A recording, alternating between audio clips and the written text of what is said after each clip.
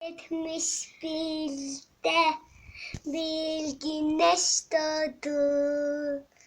Adı Muhammed'di, ilk sözü ümmet.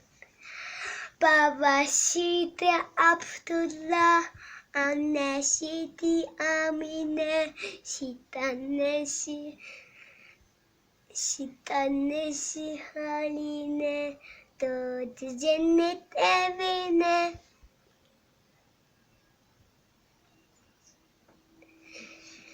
...571'de bir güneş doğdu.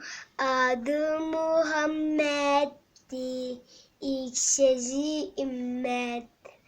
Babasıydı Abdullah, annesiydi Amine, süt annesi Haline, doğdu cennet evine.